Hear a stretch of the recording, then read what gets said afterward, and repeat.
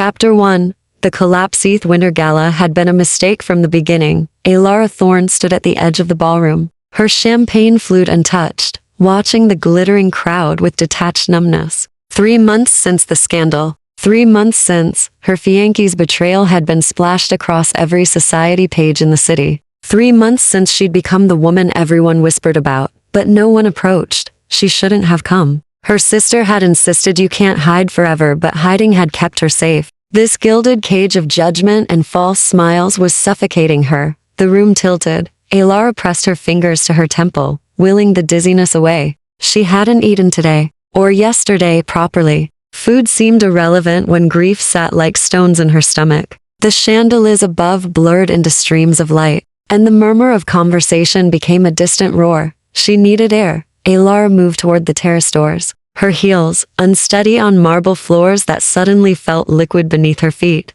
The December cold hit her face like a slap, but it wasn't enough. Her vision narrowed to a pinpoint, her corset suddenly too tight, her lungs refusing to expand. Not here. Not in front of them. She stumbled forward, past the terrace, into the gardens where shadows pooled beneath ancient oaks. The estate stretched endlessly into darkness, and she was alone. Finally, blessedly, her knees buckled. The world went black before she hit the ground. She didn't feel the impact. Instead, she felt arms impossibly strong, impossibly cold, catching her mid-fall with inhuman speed. Her consciousness flickered like a candle in wind. She registered fragments, the scent of winter rain and old parchment, the sensation of being lifted as though she weighed nothing. A voice speaking low in a language she didn't recognize. When her eyes fluttered open, she was no longer in the garden. Candlelight, stone walls, the smell of age and secrets. Alara's vision swam into focus slowly. She lay on a velvet chaise in what appeared to be a private study, floor-to-ceiling bookshelves, a fireplace crackling with blue-tinged flames, windows draped in heavy burgundy fabric. Everything about the room whispered wealth, but not the nouveau rich ostentation of the gala. This was old power, quiet, absolute. "You're awake." The voice came from the shadows near the window. Low, precise, with an accent she couldn't place, European, perhaps, but aged beyond any living dialect. Alara pushed herself upright too quickly, and the room spun again. A hand, cool, steady, pressed gently against her shoulder, easing her back. "Don't move yet. You fainted." Your pulse was erratic. She turned her head and finally saw him. He knelt beside the chaise, and even kneeling, his presence dominated the space. Tall, perhaps 6'3", with a build that suggested coiled strength beneath his black evening clothes. His face was striking in a way that made her breath catch. Sharp cheekbones, a jaw that could have been carved from marble, pale skin that seemed to drink in the candlelight rather than reflect it. But it was his eyes that held her captive, storm gray, ancient, and entirely to knowing. "Who are you?" Alara's voice came out hoarse. "Someone who prevents unnecessary deaths at tedious social gatherings." His lips curved slightly, not quite a smile. "You were about to strike your head on a stone pathway. I intervened." "I don't remember." She pressed her palm to her forehead. "How did I get here?" "I carried you." He said it as though it were the most ordinary thing in the world. The gala's physician was intoxicated, and the crowd was more interested in spectacle than assistance. "I thought privacy preferable." Alara studied him, her heart beating too fast. Everything about this was wrong. Strange men didn't simply carry unconscious women to private rooms. Yet nothing in his bearing suggested threat, only a kind of detached courtesy, as though he'd performed an unpleasant but necessary duty. "I should return," she said, though the thought of facing those people made her stomach turn. "Should you?" His head tilted, a gesture that reminded her of a predator assessing prey. "You collapse from malnutrition and exhaustion. Returning to a room full of people who've spent 3 months eviscerating your reputation seems unwise." Heat flooded her cheeks. "You know who I am. Everyone knows who you are, Miss Thorne." The scandal was remarkably thorough. He rose in a single fluid motion and moved to a side table, pouring water from a crystal carafe. "But I'm less interested in society's opinion than in why an intelligent woman is slowly destroying herself over a man who wasn't worth her notice." The words should have stung. Instead, they landed with the weight of truth. He offered her the glass. Alara took it, her fingers brushing his for an instant. His skin was cold, not cool, but genuinely cold, like touching marble in winter. She pulled back instinctively. He noticed. Of course he noticed. Forgive me, he said, though his expression remained unreadable. Poor circulation. A medical condition. It was a lie. She knew it was a lie, though she couldn't say why. Something in the way he held himself too still to controlled. Like a man constantly aware of his own body's betrayals. You haven't told me your name, Alara said. Silence stretched between them, broken only by the snap of fire. When he finally spoke, his voice carried a weight that made the air feel heavier. Caspian. Caspian Valeri. The name meant nothing to her, yet he said it as though it should. As though it carried history. Thank you for helping me, Mr. Valeri. She set the glass aside and stood carefully, relieved when the room remained steady. I should go before my absence is noticed. It's been noticed. Your sister left with her husband half an hour ago. Most of the guests have departed. He watched her with those unnerving gray eyes. The gala is ending. You have nowhere urgent to be. The observation settled over her like a shroud. He was right. She had nowhere to be. No home that felt safe. No people who truly cared if she lived or died. No purpose beyond enduring each day until it ended. Why did you really bring me here? The question emerged before she could stop it. Caspian moved to the window, pulling back the curtain to reveal gardens bathed in moonlight. Because when you fainted, I saw something. What? He turned, and for the first time, something flickered in his expression. Uncertainty, perhaps, or recognition. A future I didn't expect, he said quietly. And a problem I can't ignore. Chapter 2. The Afarella stared at him, her pulse quickening. What are you talking about? Caspian remained at the window, silhouette backlit by moonlight, his posture rigid. For a long moment, he said nothing, and she wondered if he'd speak at all. When he finally turned, his expression had shuddered into something unreadable, polite distance masking whatever truth he'd almost revealed. You're in danger, Miss Thorne. More than you realize. The words hung in the candlelit air between them. Elara's fingers tightened on the arm of the chaise. From whom? My ex-fiancé is cruel, but he's not from him. Caspian crossed the room with movements too fluid, too silent for a man of his size. He stopped a careful distance away, as though approaching a wounded animal. Did you notice anyone following you tonight? Watching you with particular interest? She thought back through the evening's humiliations. There had been stares, certainly whispers behind gloved hands, the turning of backs when she approached. But something specific? No, I wasn't paying attention to individuals. That's the problem. He moved to his desk, extracting a leather-bound ledger and opening it to a marked page. 3 weeks ago, a woman matching your description was inquired about through certain channels, black market information brokers. 2 weeks ago, someone paid substantially to know your daily routines. 4 days ago, your name appeared on a list. Ice crawled down her spine. What kind of list? His gray eyes met hers. The kind that gets people killed. Elara's laugh came out sharp, disbelieving. This is absurd. I'm nobody. A disgraced socialite with no money, no influence. No, you're 26 years old, unmarried, publicly shamed, and isolated. Caspian's voice remained calm, factual. You have no close family beyond a sister who's preoccupied with her new marriage. No friends who've stood by you. No one who would immediately notice if you disappeared. He paused. You are, Miss Thorne, precisely the kind of target certain individuals prefer. The room felt suddenly smaller. Elara pressed her back against the chaise, her mind racing. What individuals? Why would anyone want to hurt me? That, he said quietly, is complicated. Then uncomplicate it. Caspian closed the ledger, his jaw tightening almost imperceptibly. There are people in this city who operate outside conventional law. They have interests that require discretion, fresh disappearances, clean acquisitions. His gaze darkened. You caught someone's attention, perhaps at a party, perhaps on the street. It doesn't matter how. What matters is that you're marked, and they will move soon. Elara's breath came shallow. Every instinct screamed that this was madness, that she should leave immediately, find her sister, contact the police. Yet something in Caspian's bearing, in the careful precision of his words, rang with terrible sincerity. Why are you telling me this? How do you even know? Because I make it my business to know. He turned away, one hand bracing against the desk. And because I can offer you protection. Protection. She stood, despite her trembling legs, from a stranger who carried me to a locked room and claims I'm being hunted by shadowy criminals. This sounds like the beginning of a different kind of trap, To her surprise, something almost like respect flickered across his features. Your skepticism is wise. I would think less of you if you trusted me immediately. He gestured toward the door. You're free to leave. The door has never been locked. But once you walk out, I cannot guarantee your safety. Alara looked at the door, heavy oak, ornate brass handle. She could leave, return to her rented room in the boarding house, to her half-empty life, to the slow erosion of everything she'd once been, or she could stay and demand answers from this strange, cold man who claimed to see her future.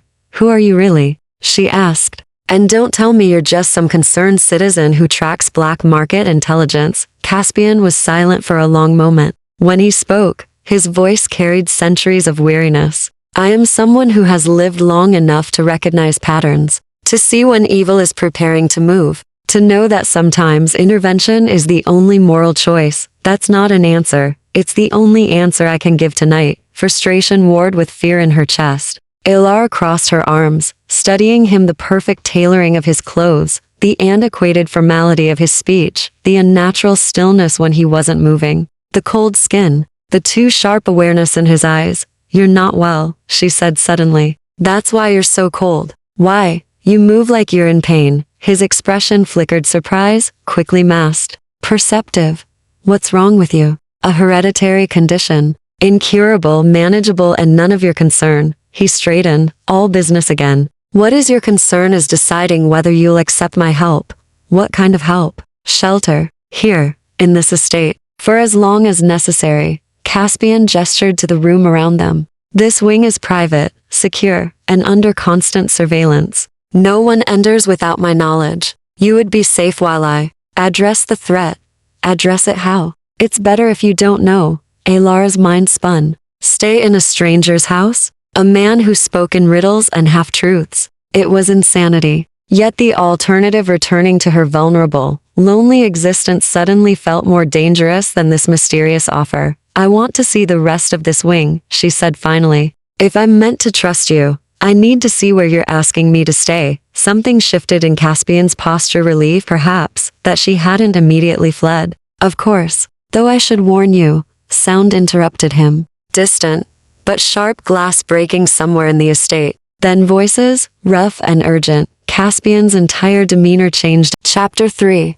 The hidden world. Alara didn't think. She ducked into the passage, her heart hammering against her ribs. Caspian followed, pulling the panel shut with a soft click that sealed them in complete darkness. His hand was still on her wrist, that unnatural cold burning through her sleeve. She could hear him breathing, slow and controlled, while her own breath came in ragged gasps. Listen carefully, he whispered, his mouth close to her ear. This passage leads to my private chambers. We'll be safe there, but you must stay absolutely silent. Do you understand? She nodded, then realized he couldn't see her. Yes. His grip shifted to her hand, lacing his fingers through hers. Follow me. The floor is uneven. They moved through the darkness, Alara's free hand trailing along the cold stone wall. She counted steps mechanically, 12, 15, 20, trying to focus on anything except the voices growing louder behind the panel. Rough voices. Men arguing about rooms to search, things to find, people to take. The passage angled sharply left, then descended a short flight of stairs.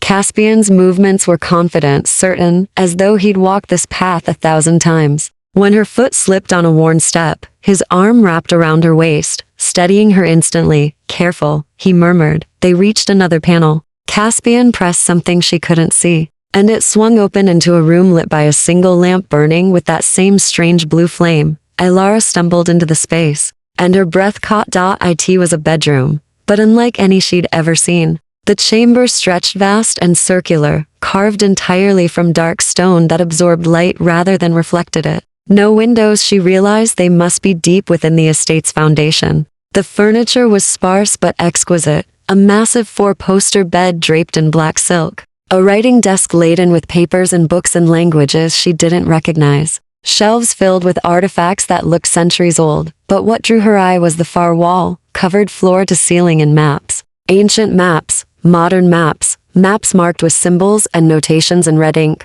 cities circled, routes traced, names written in that same precise handwriting she'd seen in the ledger. Caspian closed the panel and locked it with a key he wore on a chain around his neck. We're secure here. The walls are 2 feet thick. They won't hear us. Alara turned to face him, her fear crystallizing into something sharper. Who are they? And don't tell me they're just criminals. Criminals don't stage organized raids on private estates. He moved to the desk, extracting a decanter of dark liquid and pouring a small measure into a glass. Brandy. You're shaking.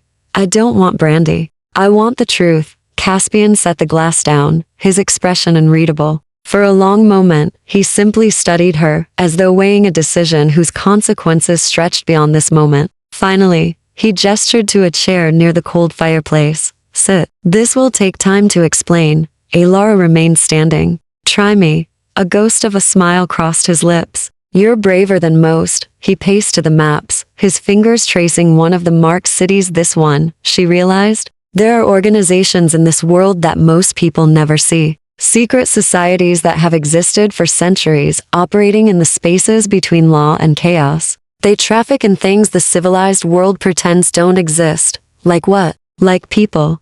His voice went cold. Particularly people who won't be missed. The desperate, the isolated, the broken. They acquire them, transport them, sell them to individuals with specific tastes. Bile rose in Alara's throat. Human trafficking, an inadequate term, but yes. Caspian turned to face her. 3 months ago, your scandal made you perfect prey. Publicly humiliated, financially dependent, emotionally shattered. They watch for women like you, intelligent enough to be valuable, vulnerable enough to be taken without significant resistance. And you know this because I hunt them. The words came out flat, matter of fact. I've spent the last 15 years tracking these networks, dismantling their operations, freeing their victims when possible. The ledger you saw upstairs? That's one of many. Names, dates, transactions. Evidence I've gathered. Alara sank into the chair, her legs suddenly unable to support her. Why? What are you? Some kind of vigilante. Something like that. He returned to the desk, pulling out a folder thick with documents. 4 years ago, they took someone I cared about. By the time I found her, she was already dead. I made a choice that night that no one else would suffer the same fate if I could prevent it. The rawness in his voice surprised her. Beneath the cold control, she heard genuine grief, old but unhealed. I'm sorry, she said quietly. Don't be. Pity doesn't resurrect the dead. Caspian opened the folder, revealing photographs, surveillance images of men entering buildings, exchanging money, loading unmarked vehicles. But it did give me purpose. I've been monitoring their activity in this city for 2 years. When your name appeared on their acquisition list, I knew I had to act. Alara stared at the evidence spread before her. This is why you were at the gala. I've been following you for 3 days, ensuring you weren't taken before I could intervene. He met her eyes. Tonight was supposed to be reconnaissance. I didn't expect them to move this quickly. How did they know I was here? They didn't. They came for me. His jaw tightened. I've been thorough in my disruptions. They've lost significant revenue because of my interference. They've been searching for me for months. The pieces fell into place with sickening clarity. They followed you. To me, yes. No apology, just cold acknowledgement. Which means you're in more danger now than before. They know you've seen me, spoken with me. They'll assume you know something valuable. But I don't. They won't care. Caspian closed the folder. Which is why you can't leave this estate. Not tonight. Possibly not for several days. Trapped. The word echoed in her mind. Trapped with a stranger who hunted human traffickers in a hidden chamber beneath a mansion. While dangerous men searched above. I should have left when you gave me the chance, Alara whispered. Perhaps. Caspian moved closer, kneeling so their eyes were level. But if you had, you'd be in their hands by morning. And I would have failed again. Something vulnerable flickered in his gaze. I won't fail this time. His proximity unsettled her, not from fear, but from something else. Even knowing the danger. Chapter 4. Vigil in the dark. In our past intense silence, Alara sat in the chair, her body rigid, listening for sounds that never came. Caspian remained at his desk, methodically reviewing documents by lamplight, his posture unnervingly still. She watched him when she thought he wasn't looking, the way his fingers turned pages with careful precision, how he occasionally pressed his hand to his temple as though fighting pain, the medical condition he'd mentioned. Whatever it was worsening. You should drink something, she said finally, unable to bear the silence anymore. Water at least. You look pale. He glanced up, one eyebrow arching slightly. I'm always pale, paler than before. She stood, moving to the cabinet he'd indicated earlier. Inside, she found bottled water, dried fruit, cheese wrapped in cloth. She took 2 bottles, carrying one to his desk. Here. Caspian stared at the offered bottle as though she'd handed him something dangerous. That's unnecessary. So is hunting. Human traffickers alone, apparently. But you do it anyway. Elara set the bottle on his desk. Drink. You won't be any use to either of us if you collapse. Something shifted in his expression, surprise, perhaps, at being ordered around. But he took the bottle, opening it with those cold fingers. You're very direct for someone in hiding. Fear makes me sharp-tongued. She returned to her chair, opening her own bottle. My sister says it's my worst quality. Your sister is wrong. He took a small sip, his throat working with what looked like effort. Direct honesty is rare. Most people hide behind courtesy and lies, and you don't. His lips curved slightly. I hide behind different things. Elara studied him over the rim of her bottle. Like what? Control, distance, the pretense that emotions are weaknesses to be managed rather than experienced. He set the water aside, returning his attention to the documents. It's kept me alive longer than alternative approaches would have. That sounds lonely. It is. The admission came quietly, without self-pity. But loneliness is safer than the alternative. She wanted to ask what alternative he meant, but the rawness in his voice stopped her. Instead, she looked around the chamber again, noting details she'd missed before. Books and languages she recognized: Latin, French, German, and others she didn't. A violin case propped in one corner, the wood worn smooth by age. No photographs, no personal mementos except the maps covered in red annotations. How long have you lived here? She asked. In this estate? 5 years. In this chamber specifically? Since I began hunting them. His eyes remained on the papers. It's easier to work from the shadows when you live in them.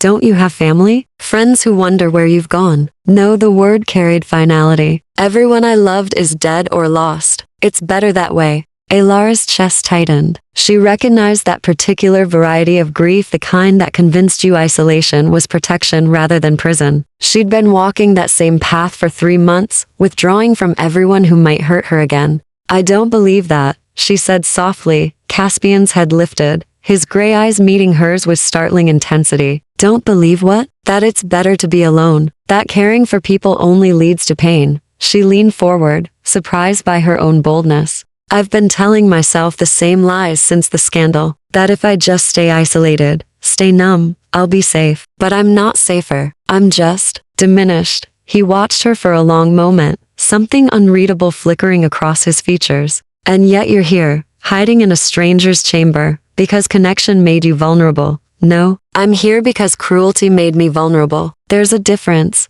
Elara held his gaze. My ex-fiancé didn't betray me because I loved him. He betrayed me because he was selfish and weak. That's his failing, not mine. Most people wouldn't see it that way. Most people enjoy their bitterness more than their healing. She surprised herself with the words, but they felt true. I'm tired of being bitter. Caspian stood abruptly, moving away from the desk as though her words had struck something vital. He paced to the maps, his shoulders tight with tension. You should be more careful with hope, he said, his voice rougher than before. It makes you reckless. Vulnerable in ways that have nothing to do with criminals or danger. Is that what happened to you? Hope made you reckless? His hand pressed flat against the wall. Hope made me believe I could save someone I couldn't. That I could outrun fate through sheer determination. He turned, and the grief in his expression was naked, unguarded. I was wrong, and she paid the price for my arrogance. Elara's throat constricted. She stood,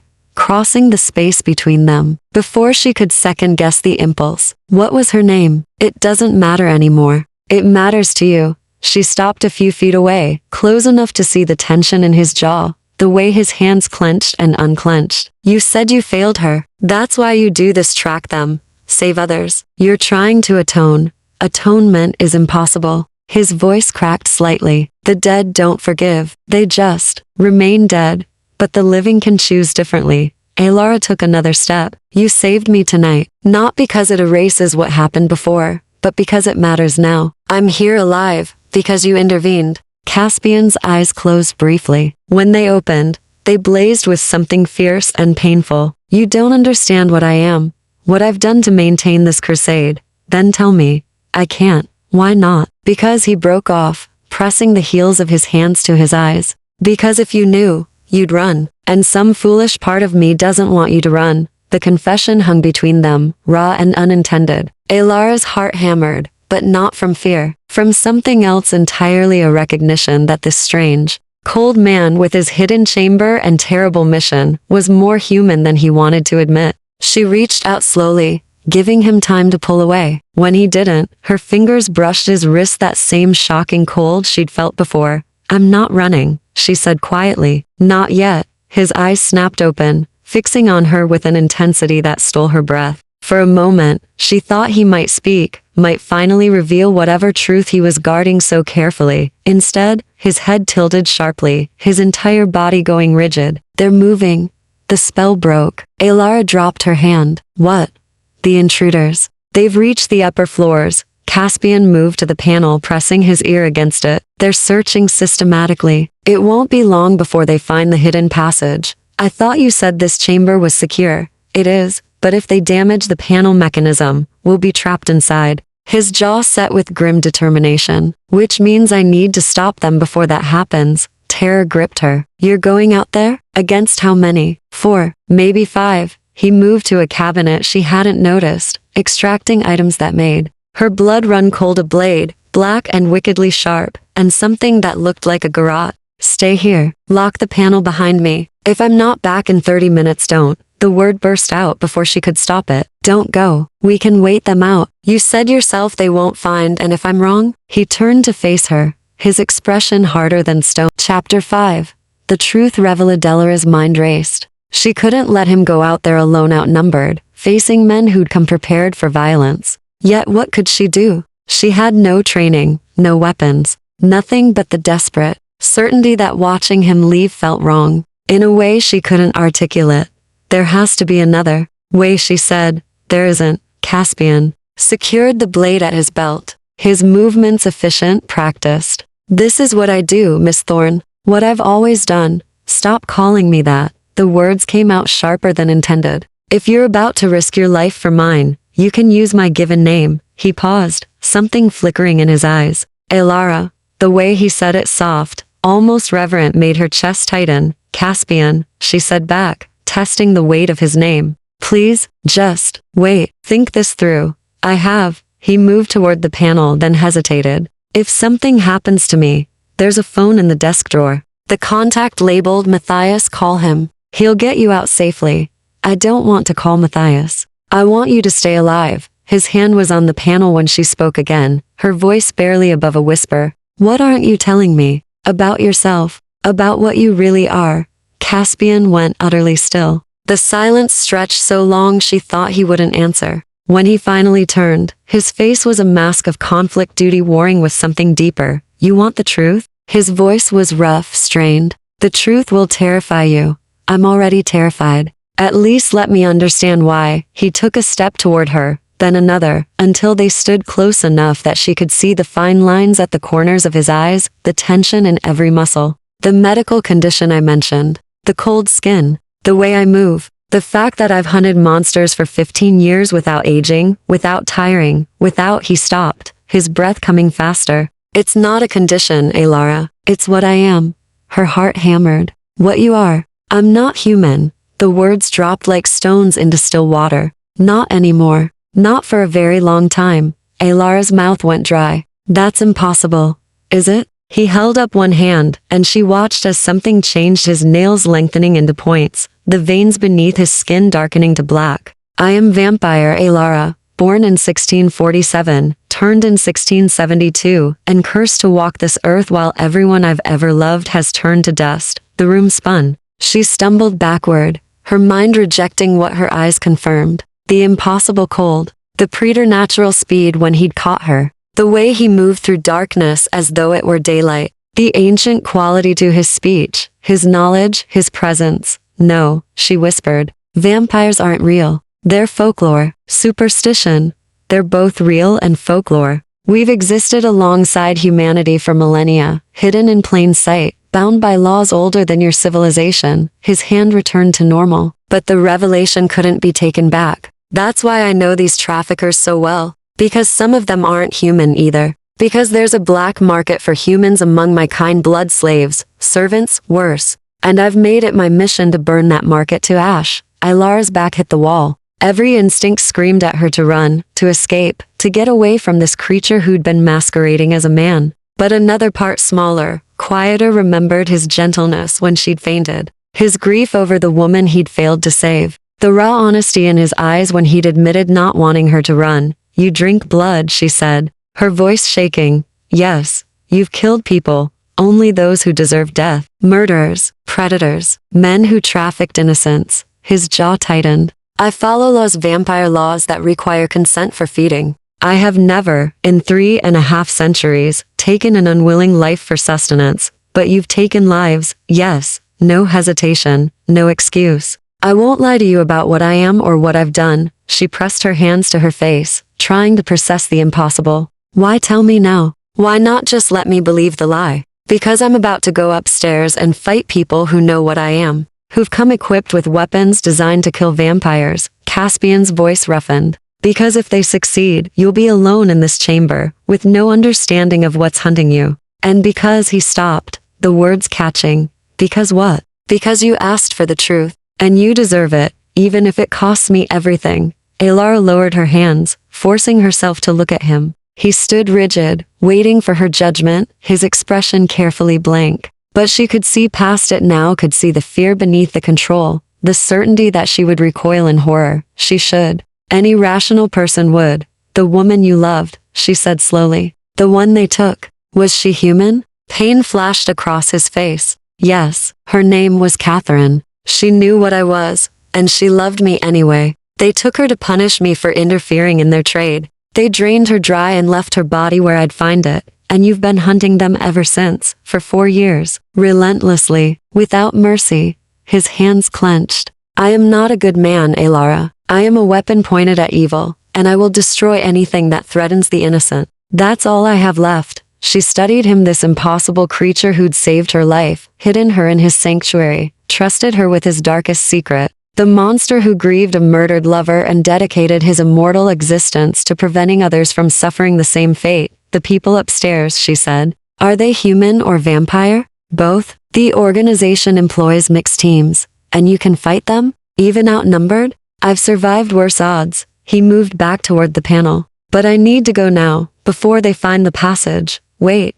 Ilara pushed off the wall, her decision crystallizing with sudden clarity. If you're vampire, you're stronger than them, faster. But you're also in pain. I've seen you flinch, seen you struggle. You're not at full strength. His eyes narrowed. That's not your concern. When did you last feed? The question hung between them. Caspian's entire body went rigid. Ilara, answer me. When? 3 days ago. From a willing donor at a sanctioned house. His voice was tight. I can manage several more days before it becomes critical. But you'd be stronger if you fed now. Faster. More able to protect both of us. Horror flooded his expression. Absolutely not. I will not. I'm offering. The words came out steadier than she felt. Consent. Wasn't that what you said? You need consent, and I'm giving it. No, he backed away as though she'd threatened him. You don't understand what you're suggesting. The intimacy of it, the risk. If I lost control, you won't. Ilara stepped forward, matching his retreat. You've had 300 years to master control. You've followed your loss through grief and rage and loss. You won't hurt me. How can you possibly trust that? Because, she said quietly, you've had a dozen chances to hurt me already, and you haven't. Because you told me the truth when you could have kept lying. Because everything you've done has been to protect me, even knowing I'd be horrified by what you are. Caspian's back hit the wall. This is insane. You're in shock. You're not thinking clearly. I'm thinking more clearly than I have in months. She stopped just in front of him, close enough to feel the cold radiating from his skin. Let me help you. Let me give you the strength to fight them. His eyes blazed with conflict, hunger warring with honor, need against restraint. If I do this, he said hoarsely, there's no going back. You'll carry my mark. Other vampires will know you're under my protection. Good. Then maybe they'll leave me alone. A sound escaped him, half laugh, half groan. You're impossible, and you're wasting time. Ilara tilted her head, exposing. Chapter 6. Blood and trust. Caspian's hands framed her face with trembling gentleness, his cold fingers against her flushed skin, creating a shock of contrast that made her gasp. He leaned in slowly, giving her every opportunity to pull away, to change her mind, to run. Alara didn't move. This will hurt, he warned, his breath ghosting across her throat. Only for a moment, but it will hurt. I know. She pressed her palm against his chest, feeling no heartbeat beneath the silk of his shirt. I trust you. His eyes closed briefly, as though the words caused physical pain. Then his lips brushed her neck, cold, soft, reverent. Forgive me, he murmured. The bite was sharp and bright, a sting like a blade's edge, and Alara's fingers clenched in his shirt. But the pain dissolved almost instantly into something else entirely, a warmth that spread from the wound through her entire body, melting tension she hadn't known she carried. Her knees weakened, and Caspian's arm wrapped around her waist, holding her upright as he drank. It was intimate in a way she'd never experienced. Not sexual exactly, but profoundly personal, a sharing of essence, of life, of self. She could feel his hunger, his desperate need, and beneath that, something deeper, his fierce determination to protect her, his guilt over exposing her to danger, his terrible loneliness. So alone, she thought dimly. For so long, time became fluid. Seconds or minutes passed, she couldn't tell. Then Caspian pulled back with visible effort, his tongue sealing the wound with one careful stroke. His eyes had changed, the gray now shot through with silver light, and color had returned to his pale skin. Enough, he said roughly, stepping back, though his hands lingered at her waist. Any more would weaken you. Alara swayed, light-headed, but not faint. Did it help? Yes. The word came out fierce. More than it should have. She touched her neck, finding the skin smooth except for 2 small marks. What does that mean? It means your blood is extraordinary, pure, powerful. He turned away, visibly struggling to regain his composure. It means I need to go upstairs now, before I do something unforgivable. Like what? Like drink until you're empty. Like bind you to me in ways that would require explanations I don't have time to give. His shoulders were rigid with tension. Stay here. Lock the panel. If I'm not back in an hour, call Matthias. Caspian. He was at the panel before she could finish, his movements now impossibly fast, the preternatural speed she'd glimpsed before, but amplified. Thank you, he said, without turning, for the trust, for the gift, for not running when you should have. Then he was gone, the panel clicking shut behind him. Alara stood alone in the chamber, her heart racing, her mind reeling. She touched her neck again, feeling the marks that would identify her to any vampire who looked. Under his protection, he'd said. The words carried weight. She didn't fully understand yet. She should feel violated, horrified, used.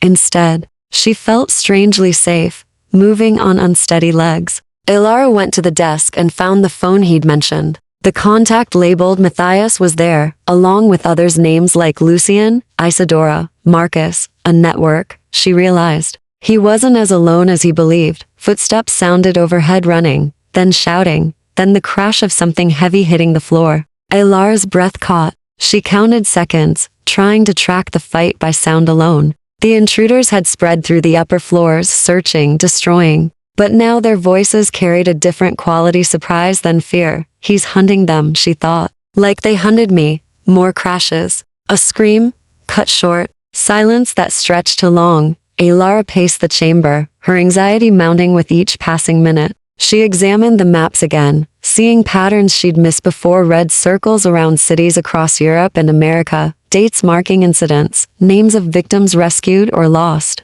Decades of work, all documented with meticulous care. A notebook lay open on the desk, and she couldn't resist reading the most recent entry, December 15th. Confirmed acquisition attempt on E. Thorn. Subject matches profile. Isolated, vulnerable, intelligent. Network moving faster than anticipated. Must intervene before winter solstice. Cannot lose another one. Will not.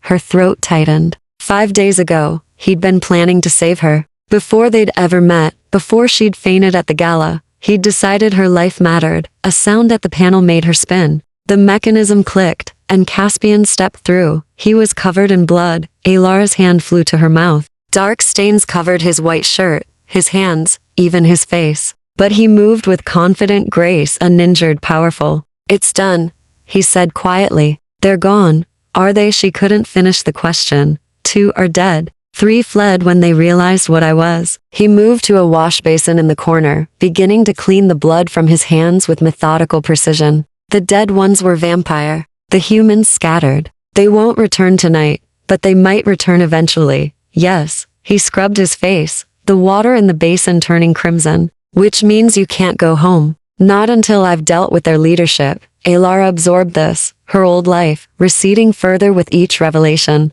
How long will that take? Days, maybe weeks. Caspian pulled off his ruined shirt, revealing a torso marked with old scars, white lines against pale skin, evidence of battles survived over centuries. I'm sorry. I know this isn't what you wanted when you came to that gala. Nothing about tonight is what I wanted. She moved closer, drawn despite herself. But maybe it's what I needed. He looked up sharply. What do you mean? I mean I was dying, Caspian. Slowly, quietly, dying of despair and isolation. At least now I'm alive. Terrified, yes. Confused, absolutely. But alive. She met his eyes. You gave me that. I gave you danger and horror. You gave me truth, purpose, a reason to fight instead of surrendering. Alara gestured to the maps, the notebooks, the evidence of his crusade. You're trying to save people. That matters. And if I can help, no, the word was absolute. You've done enough, risked enough. I won't ask more. You're not asking. I'm offering. Why? Frustration bled into his voice. Why would you want to involve yourself in this darkness? Because I'm already involved. Because those men came for me. Because somewhere out there, other women are being targeted the same way I was. She stepped closer. And because you've been fighting alone for too long. Caspian stared at her, something shifting in his expression. You have no idea what you're volunteering for. Then teach me. Alara held his gaze. You said, Chapter 7. Lessons in Darkness. Alara awoke to the smell of coffee and bread. For a disoriented moment, she thought she was home, then reality crashed back. The stone chamber, the vampire, the feeding. She sat up quickly, her hand flying to her neck, finding the 2 small marks still tender beneath her fingers. Not a nightmare. All of it real. Caspian sat at his desk, papers spread before him, looking exactly as he had when she'd fallen asleep. But the lamp had been extinguished, replaced by pale morning light filtering through. She blinked in confusion, then noticed the mirrors positioned strategically around the chamber, reflecting light from somewhere above. Clever, she said, her voice rough from sleep. He glanced up. Good morning. There's breakfast on the table. You need to eat. Alara swung her legs over the bed's edge, noticing she was still fully dressed except for her shoes, which had been placed neatly beside the bed. A tray sat on a small table near the fireplace, coffee in a silver pot, fresh bread, butter, cheese, fruit. Where did this come from? She moved to the table, her stomach growling. I have staff. Discreet staff who understand not to ask questions. Caspian returned to his papers. They believe you're a guest who required emergency shelter. Nothing more. She poured coffee, the mundane action grounding her. Do they know what you are? Some do. Others suspect. Loyalty can be purchased, and I pay extremely well. He made a notation on one of his maps. Eat. Then we'll begin your education. Alara buttered bread, watching him work. In daylight or the approximation of it, he looked different. Still impossibly beautiful, still unnervingly pale, but more solid somehow. Real. You said you don't sleep. What do you do at night? Plan, research, hunt when necessary. He glanced at her. The absence of sleep is both curse and advantage. I've had centuries to perfect the use of time.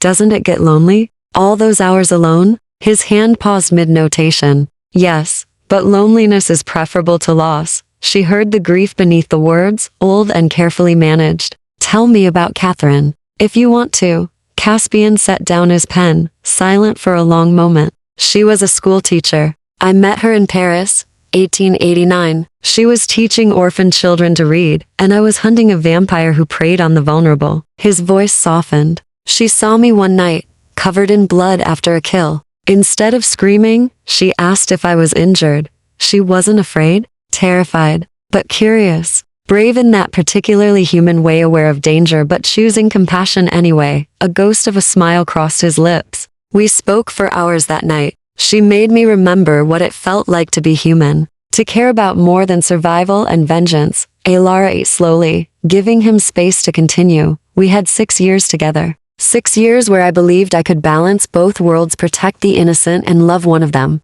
I was arrogant, careless. His jaw tightened. The traffickers I was hunting discovered our connection, used her to draw me out. By the time I found her, he stopped. The pain to raw even after for years. I'm sorry, Alara said quietly. So am I, he stood abruptly, moving to the maps. Which is why you need to understand what we're facing. These aren't ordinary criminals, Alara. They're organized, well-funded, and utterly ruthless. The network spans continents, operates through legitimate businesses as fronts, and employs both humans and vampires. She joined him at the maps, following his gesture to the marked cities. How does it work? They identify targets, humans who won't be missed, acquire them through various means, kidnapping, false job offers, romance schemes. Then they sort them based on qualities. His distaste was evident. Some are sold as servants, others as blood sources. The worst go to private collectors who treat humans as possessions. Bile rose in Alara's throat. And vampire law allows this? No, officially. All vampire houses condemn the practice. Feeding must be consensual, and humans have protected status under our oldest laws. Caspian's expression hardened. But laws mean nothing without enforcement. And too many houses look the other way when it benefits them financially, so you enforce the laws they ignore. I execute justice where the system fails. He traced a route on the map. The traffickers operate through a network of safe houses, auction sites, and transport hubs. I've been systematically destroying them, freeing victims, killing those who resist, gathering evidence against the leaders, and now they're hunting you back. Yes. Which brings us to our immediate problem. He tapped a location in the city. The attack last night was reconnaissance. They know I'm here, and they know you're with me. They'll regroup and return with greater force. Alara's stomach nodded. When? Tonight possibly. Tomorrow at the latest. He turned to face her. Which means we have very little time to prepare you. Prepare me how? By teaching you our world's rules. Vampire politics, house structures, feeding protocols, weaknesses, and strengths. His gray eyes were serious. If we're separated, if something happens to me, you need to know how to navigate vampire society. Who to trust. Who will kill you on sight. That's comforting. It's necessary. Caspian moved to a cabinet, extracting a leather-bound book. This is a primer on the 5 great houses that govern vampire society. You'll read it today. All of it. He handed her the book, ancient, heavy, written in ornate script. Alara flipped through pages filled with genealogies, laws, territorial maps. There's hundreds of pages here. Then you'd better start now. He returned to the desk, pulling out more materials. While you read, I'll teach you basic vampire identification, safe houses in the city, and emergency protocols. You're serious about this? She stared at him.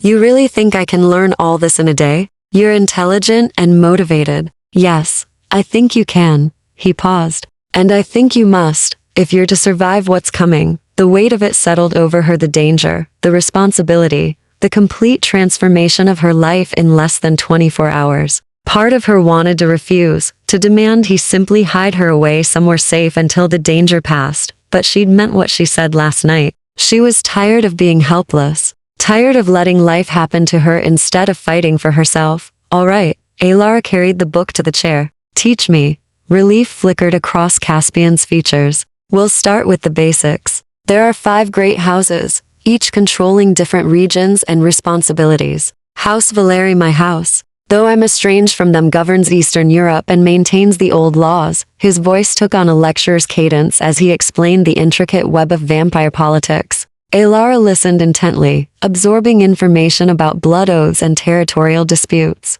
about day-sleep vulnerabilities and feeding etiquette, about the difference between turned vampires and those born to vampire bloodlines. Hours passed. Caspian quizzed her periodically, correcting misconceptions, adding details. She learned that not all vampires were predators, that many lived peacefully among humans, following strict consent protocols, that vampire society had its own. Chapter 8. The Alliance. Alara stood slowly, instinctively moving closer to Caspian, despite the newcomer's neutral expression. The vampire woman's dark eyes tracked the movement with predatory precision. Isadora, this is Alara Thorne, Caspian said, his voice carefully controlled. Alara, this is Isadora Laurent Anne, associate.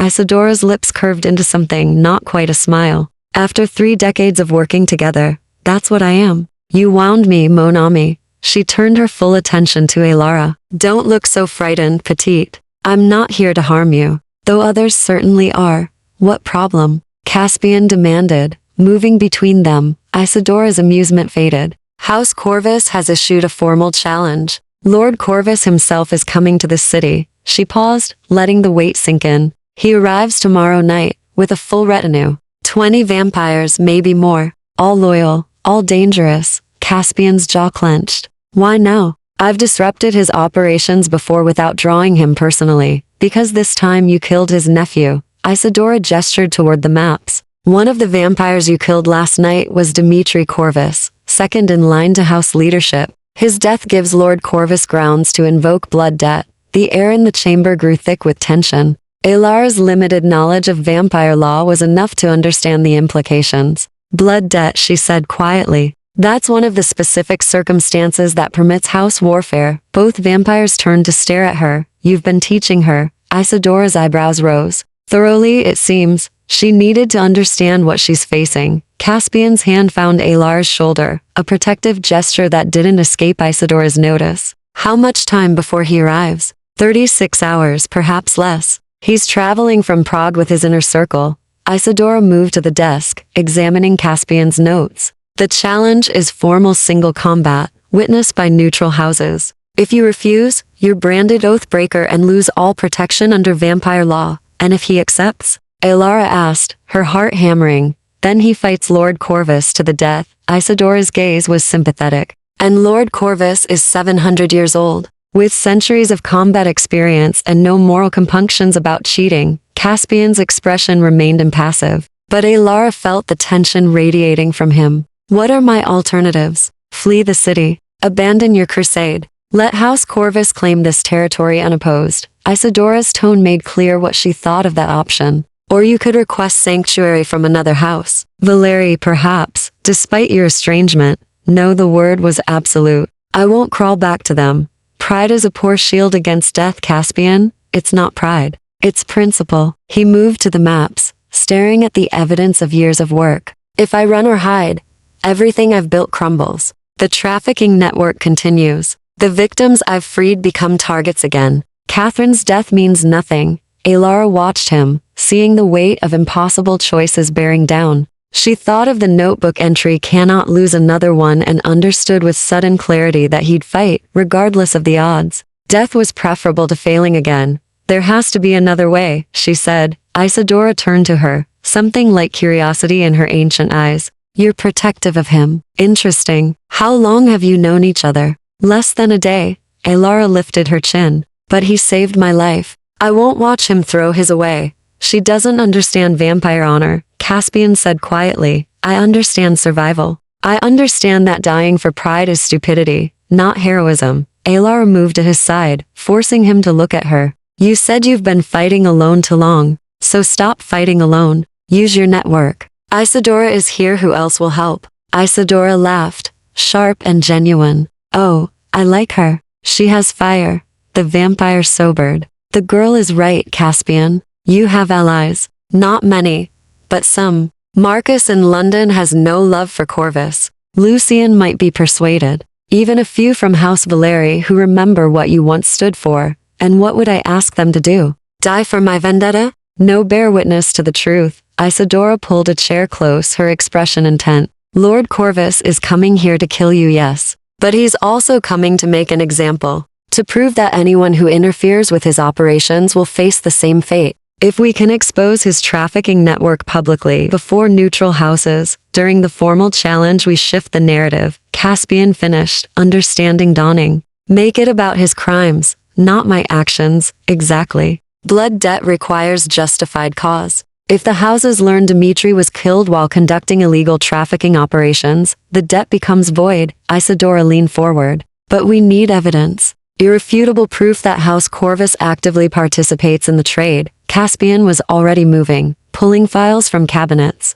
I have documentation. Witness statements from freed victims. Financial records linking Corvus holdings to safe houses. Will it be enough? Alara asked. For some houses, yes. For others, Isadora shrugged. Politics clouds judgment, but it gives us leverage. And it gives Caspian a chance to survive this. Hope flickered in Alar's chest, fragile but real. What do you need from me? Both vampires looked at her. You've done enough, Caspian said. This isn't I'm already involved. You said so yourself. She held his gaze. And I'm human. I can go places, speak to people, gather information that might not talk to vampires. Use me. Isadora studied her with renewed interest. She's marked, isn't she? You fed from her. Heat flooded Alar's cheeks, but she didn't look away. Yes. Then she's bound to you under house law. Any harm done to her is harm done to you. The vampire's expression turned calculating. That actually gives us options. If she appears at the challenge as your protected human, it demonstrates you follow feeding protocols consent-based, lawful. It undermines Corvus's narrative that you're a rogue threat. Absolutely not. Caspian's voice was sharp. I won't parade her before hostile houses like some kind of proof. It's not parading if I choose to stand with you. Alara touched his arm. Isadora is right. My presence proves you're not the monster Corvus will claim you are, and makes you a target for anyone who wants to hurt me. I'm already a target. At least this way, I'm a target with purpose. Caspian looked between them, conflict warring across his features. Finally, he exhaled a sound like surrender. If we do this, we do it properly. Full preparation. No surprises. Agreed. Isadora stood, businesslike again. I'll contact Marcus and Lucian, explain the situation. Can you compile your strongest evidence by tonight? Yes. Good. And the girl Alara, she needs proper attire for a house challenge. Something that marks her as protected but not subservient. Isadora's gaze swept over Alara's rumpled evening gown. I'll send my tailor. And we'll need to brief her on challenge protocols. I'm standing right here, Alara said dryly. Isadora smiled, genuine this time. Yes, you are. And thank the old gods for that. Caspian has been insufferably solitary for too long. She moved toward the panel. I'll return tonight with update. Chapter 9. The gathering storm night fell with ominous finality. Alara stood before a full-length mirror in an adjoining chamber, barely recognizing herself. Isadora's tailor had worked miracles in mere hours. The gown was deep burgundy silk, cut to suggest elegance without ostentation, with a high collar that artfully concealed the marks on her neck while making their existence obvious to anyone who understood vampire protocols. Her hair had been styled simply, pulled back to expose her face and throat in a gesture of trust. She looked like someone who belonged in vampire society. The thought was terrifying and thrilling in equal measure. It suits you, Caspian said from the doorway. Alara turned, her breath catching. He'd changed as well, formal attire in black and silver, the colors of House Valeri despite his estrangement. He looked every inch the ancient vampire lord, powerful and remote, except for his eyes. Those remained storm gray and dehuman, fixed on her with an intensity that made her pulse quicken. Isadora's tailor is talented, she said, smoothing the silk nervously. It's not the dress. He crossed to her, stopping close enough that she felt the cold radiating from him. You carry yourself differently, stronger, like you've decided something. I have. Alara met his gaze. I've decided I'm not a victim anymore. Not of my ex-fiance's betrayal. Not of traffickers, not of fear. Whatever happens tomorrow, I face it standing. Something fierce and proud flickered in his expression. Catherine would have liked you. You have the same stubborn courage. Is that what got her killed? The question was cruel, but necessary. Caspian flinched, but didn't look away. No, my arrogance got her killed. My belief that I could keep her safe through sheer will. His hand lifted, almost touching her face before falling away. I won't make that mistake again. What mistake? Caring about someone? Forgetting that caring creates vulnerabilities enemies will exploit. He turned toward the window mirrors, watching darkness settle over the estate. Lord Corvus will see you tomorrow. He'll understand what you mean to me, and he'll use that knowledge as a weapon. Alara's chest tightened. What? I mean to you. Caspian was silent for a long moment. When he spoke, his voice carried centuries of loneliness. You're the first person in 4 years who's made me remember what it feels like to want protection for someone beyond duty. To care whether they live or die, not because of some abstract moral principle, but because the thought of their absence is unbearable. He looked at her reflection. That terrifies me more than any challenge. The confession hung between them, raw and unguarded. Elara's hands trembled slightly as she crossed to him. Then we're both terrified. Because I've spent 3 months believing I'd never trust anyone again. And here I am, trusting a vampire I've known for one day with my life. You shouldn't. Too late. She stood beside him. Their reflections merging in the mirror, mortal and immortal. Warmth and cold. Two broken people finding unexpected shelter in each other. We're in this together now. A knock at the panel interrupted the moment. Caspian's posture shifted instantly to alert readiness. Come. Isadora entered, followed by 2 other vampires. The first was male, broad-shouldered, with auburn hair and amber eyes that spoke of significant age. The second was smaller, androgynous, with platinum hair and features so delicate they seemed carved from ice. Marcus, Caspian greeted the male vampire with genuine warmth. Thank you for coming. As if I'd miss a chance to see Corvus squirm. Marcus's accent was British, educated. His gaze found Elara, and he smiled. And this must be the human everyone's discussing. A pleasure, Miss Thorne. Elara, please. She offered her hand, and Marcus took it, bowing over it with old-world courtesy. Lucian? Caspian nodded to the platinum-haired vampire. Lucian's response was a slight incline of the head, their expression unreadable. Caspian, your timing is, as always, spectacularly poor. Agreed. Isadora moved to the desk, spreading out new documents. But we work with what we have. Marcus,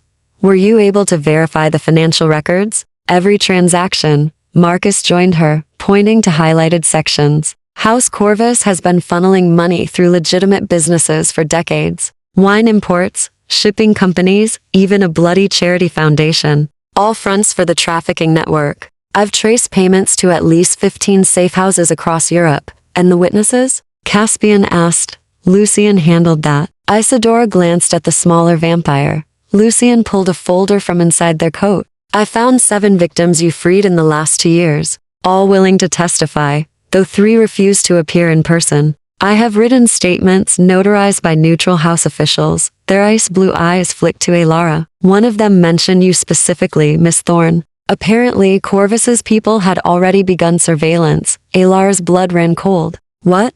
A woman named Sarah Chen. She was held in a safe house here in the city 3 months ago. During her captivity, she overheard traffickers discussing potential acquisitions. Lucian opened the folder, revealing a photograph. You were on their list. High-value target due to your social vulnerability and physical appearance. The photograph showed Elara leaving her boarding house, unaware she was being watched. Dated 2 months ago. They've been planning this for months, she whispered. Caspian's hand found her shoulder, steady and cold. Which means my intervention wasn't chance. I found you because they'd already marked you. His voice hardened. This strengthens our case. Corvus wasn't just permitting trafficking, he was actively targeting you, a protected member of this city's human population. Protected how? Marcus asked. She wasn't marked until yesterday. She's been under my informal protection since I identified her on their list. Caspian's tone allowed no argument. Vampire law extends protection to any human we've claimed interest in, marked or not.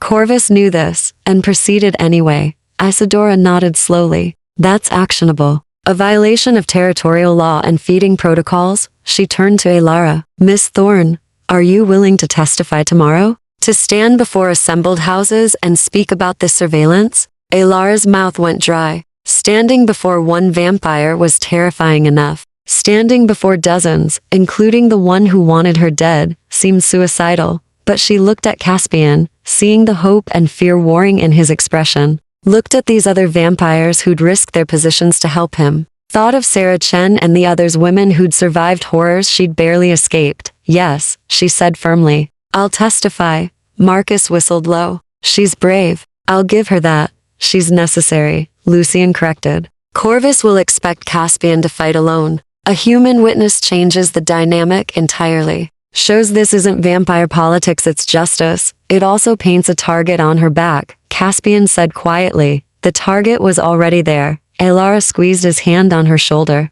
At least now I'm fighting back. Isadora's expression softened with something like approval. We'll need to prepare her for questioning. Corvus will try to discredit her testimony. Make her seem unreliable, emotionally compromised, or under undue influence. Then we practice. Caspian moved to clear space in the chamber. Isadora, you play Corvus. Marcus, you're the neutral arbiter. Lucian, witness protocols. We have hours until dawn, we use them. What followed was grueling. Isadora transformed into a ruthless interrogator, firing questions designed to shake Alar's composure. Where exactly had she been when photographed? What proof did she have the surveillance was related to trafficking? Wasn't it convenient that she'd fallen into Caspian's protection just when he needed a human witness? Again and again, Alar stumbled, her answers too emotional or too vague. Caspian coached her with patient precision. Stick to facts, acknowledge. Chapter 10.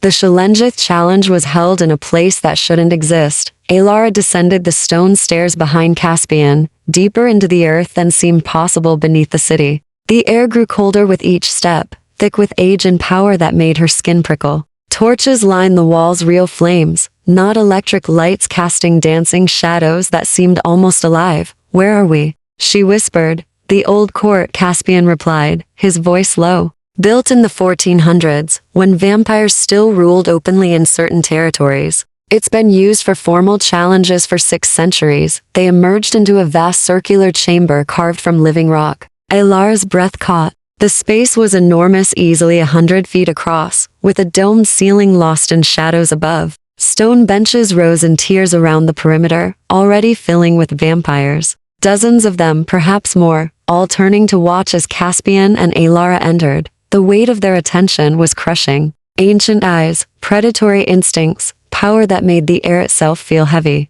Alara's fingers tightened on Caspian's arm. Breathe, he murmured. You belong here as much as any of them. Isadora appeared from the crowd, Marcus and Lucian flanking her. The neutral houses are assembled. Valeri sent a representative, your cousin, Mikhail. He's sworn to impartiality, despite the blood relation. Caspian's jaw tightened. Of course they send him. Focus. Isadora's hand briefly touched his shoulder. Corvus arrives in minutes. Remember the plan. Let him speak first. Establish his grievance. Then we present evidence. They moved to a designated area, a semicircle of floor marked with old symbols. Alara stood beside Caspian, hyper-aware of the vampires watching her. Some looked curious, others contemptuous, a few openly hostile. She kept her chin raised, remembering Lucian's coaching. Show no fear. They can smell it, but they respect courage. A bell tolled deep, resonant, ancient. The crowd fell silent. From the opposite entrance, figures emerged. Lord Corvus led them, and Alara understood immediately why vampires feared him. He was tall, cadaverously thin, with pale skin that seemed almost translucent, and eyes like black holes empty of everything except hunger and malice. His retinue followed, 20 vampires, all battle-hardened, all devoted. Corvus's gaze swept the chamber, pausing on Caspian with undisguised hatred. Then his eyes found Alara, and his lips curved into something that might have been a smile on anything less monstrous. Caspian Valeri. His voice echoed through the chamber, cultured and cold. You stand accused of murdering my nephew, Dmitri Corvus, without cause or provocation. Under ancient law, I claim blood debt and challenge you to answer for this crime. A vampire stepped forward from the neutral section, elderly, with silver hair and bearing that suggested immense authority. I am Aldrich, speaker for the neutral houses. This challenge is witnessed and recognized. Caspian Valeri.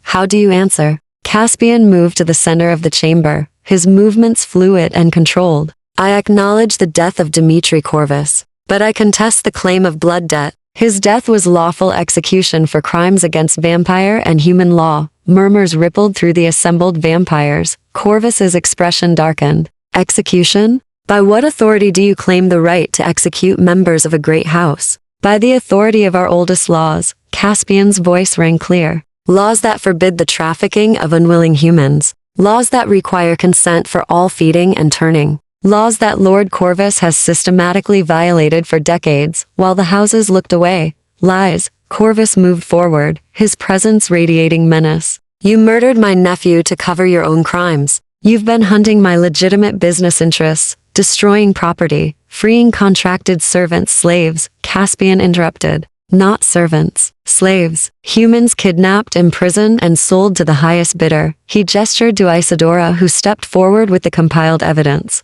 I have documentation. Financial records linking House Corvus to 15 trafficking operations. Witness testimony from freed victims. Surveillance proving active targeting of vulnerable humans in this very city. Aldrich took the documents, his ancient eyes scanning them with preternatural speed. The silence stretched as he read, his expression growing grimmer. Lord Corvus, Aldrich said finally, these are serious allegations. Do you have a response? Fabrications. Desperate attempts by a rogue vampire to justify his vendetta. Corvus turned to address the assembled houses. Caspian Valeri was cast out by his own house for violence and instability. He's been hunting my people for years, obsessed with revenge for a human lover who died in an unfortunate accident. She was murdered. Caspian's voice cracked like a whip.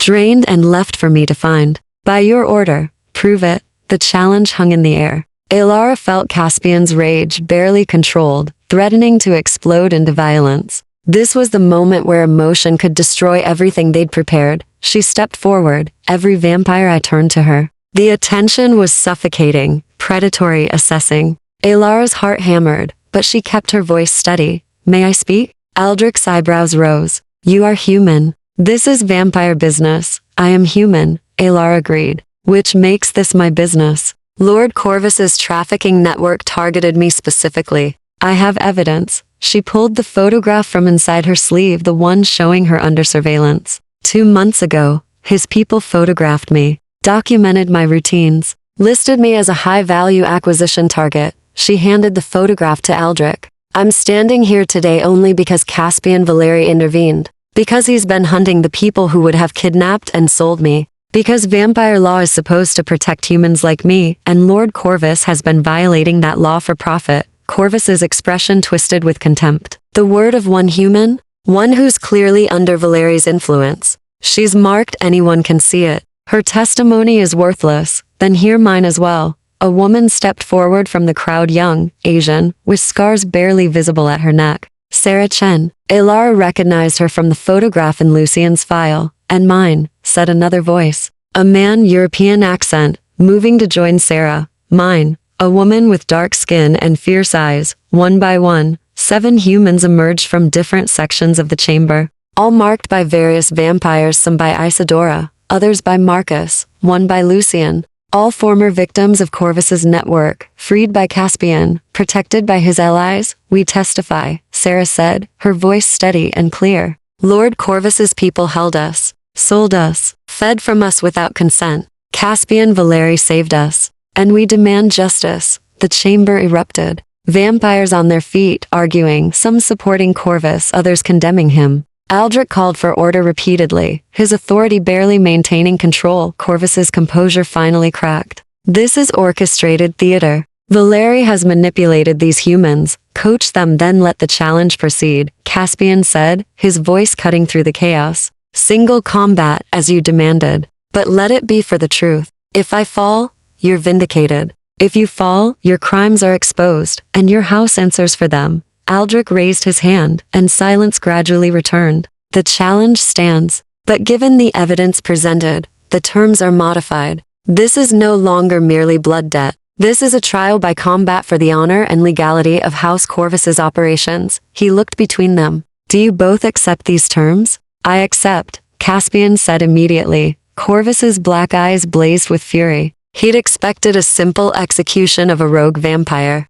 Instead, he faced exposure of his entire network. But refusing now would be admission of guilt. I accept, he hissed. Then let it begin. Aldrich retreated to the neutral section. Combat until yield or final death. The witnesses will hold you to Epilogue. New Dawn fight lasted 17 minutes. Alara would remember every second for the rest of her life, the sound of bodies colliding with stone-shattering force. The flash of claws and fangs, the inhuman speed that made it nearly impossible to track individual movements. Blood spattered the ancient floor, black in the torchlight. As Corvus and Caspian tore into each other with centuries of accumulated skill and rage, Corvus was stronger, his age granting him power that sent Caspian crashing into walls hard enough to crack stone. But Caspian was faster, more desperate, fighting not just for survival, but for vindication. For Catherine. For every victim he'd freed. For the human woman watching with her heart in her throat. The tide turned when Corvus made a mistake born of arrogance. He went for a killing blow, claws aimed at Caspian's heart, and left himself exposed.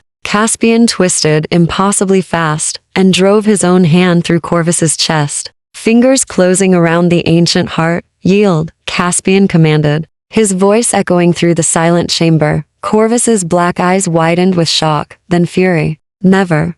Then it ends here. Caspian's hand tightened. For Catherine. For all of them. He ripped the heart free. Lord Corvus, 700 years old, patriarch of a great house, collapsed to ash before the final beat faded. Silence absolute filled the old court. Then Aldrich stood, his voice carrying ancient authority. The challenge is complete. Caspian Valeri stands vindicated. House Corvus's crimes are confirmed. He turned to Corvus's shocked retinue. The trafficking network is hereby declared unlawful. All operations will be dismantled, all victims freed, all participants brought to justice. The neutral houses will oversee enforcement. Chaos erupted again, but different this time. Not argument, but action. Vampires moving with purpose. Corvus's retinue being detained. Messengers being dispatched to safe houses across Europe. The machinery of vampire justice, slow to engage, but devastating once moving, began its work. Alara pushed through the crowd, reaching Caspian as he stood over the ashes of his enemy. He was covered in blood, his own and Corvus's, his formal clothes shredded,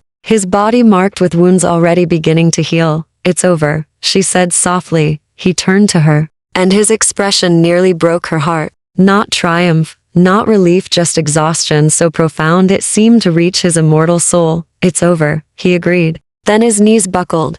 Alara caught him, or tried to. Marcus appeared instantly, supporting Caspian's weight. He needs blood, badly. The fight drained him. Take him back to the estate, Isidora ordered. Suddenly beside them, the humans as well. They've testified they're under house protection now until we dismantle the network completely. The return to the chamber was a blur. Sarah Chen and the other witnesses accompanied them, expressions dazed but hopeful. Marcus carried Caspian, who'd slipped into the deep rest. Vampires entered when severely injured. Lucian coordinated with neutral house representatives, ensuring the promised enforcement would actually occur. Back in the stone chamber where this had all begun, Alara helped Marcus settle Caspian onto the bed. The vampire's wounds were healing, but slowly, evidence of how much the fight had cost him. He'll need to feed when he wakes, Marcus said quietly. Soon. Are you willing? Alara didn't hesitate. Yes. Good. Marcus smiled slightly. He's lucky to have found you. Not many humans would have done what you did today. He saved me first. She sat beside Caspian, her hand finding his cold one. I just returned the favor. The others departed gradually, Sarah and the witnesses to safe accommodations, Isidora to coordinate with the houses, Lucian to oversee evidence collection. Marcus lingered longest, ensuring Caspian was stable before he too left with quiet instructions for his care. Alone, finally, Alara kept vigil. Hours passed. The wounds closed, color returning slowly to Caspian's marble skin. As dawn approached above ground, his eyes opened gray and clear, focusing immediately on her. Alara, her name was a rasp. You're safe. We're both safe. You won.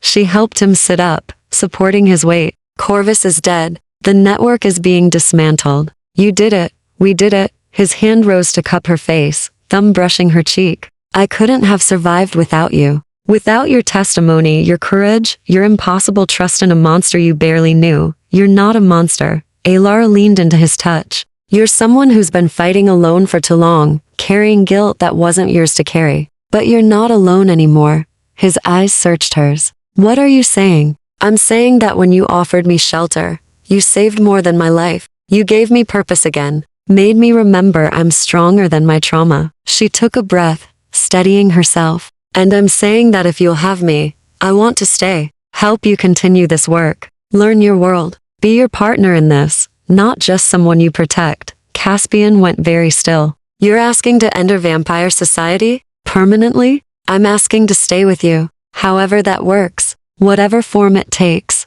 Her heart pounded. I know it's soon. I know we barely know each other, but I've felt more alive in these 2 days than in 3 months of grief and isolation. That has to mean something. It means everything. His voice roughened with emotion. But Alara, you need to understand what you're choosing. Vampire society is dangerous, even for marked humans. You'd be tied to me, to my crusade, to centuries of political complications. Your life would never be normal again. My life hasn't been normal since my fianki's betrayal. At least this abnormal has meaning. She smiled slightly. Besides, I've already testified against a great house, survived a challenge, and fed a vampire. I think normal sailed away without me. A laugh escaped him, genuine, startled, free. You're extraordinary. Do you know that? I'm learning.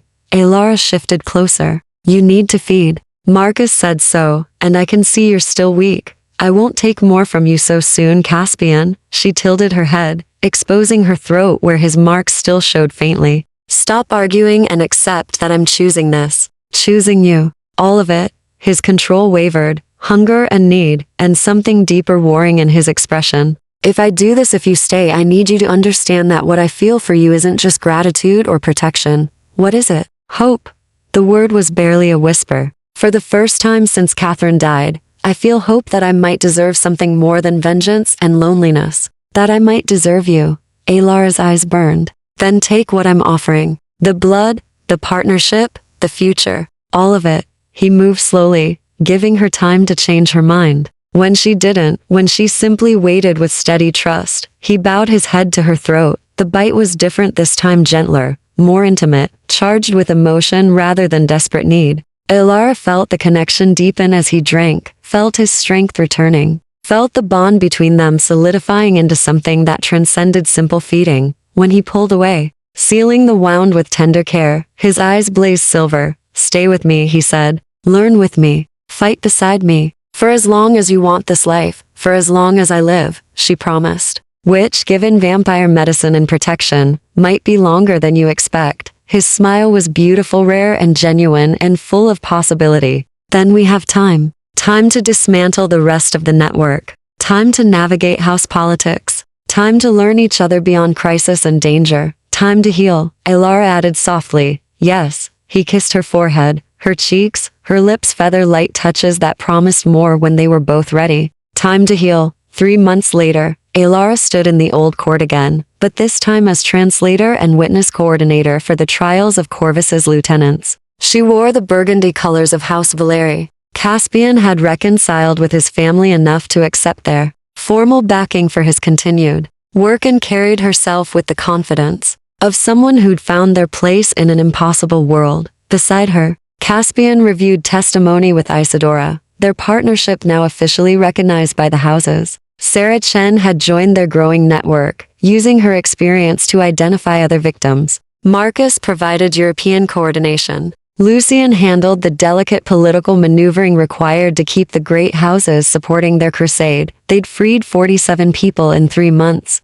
shut down 8 more safe houses, brought 12 traffickers to justice, and at night, in the stone chamber that had become home, Alara fell asleep in Caspian's arms, secure in the knowledge that she'd found something precious in the darkness, purpose, partnership, and a love that transcended the boundaries between mortal and immortal. She'd walked into a vampire's world expecting death. Instead, she'd found life.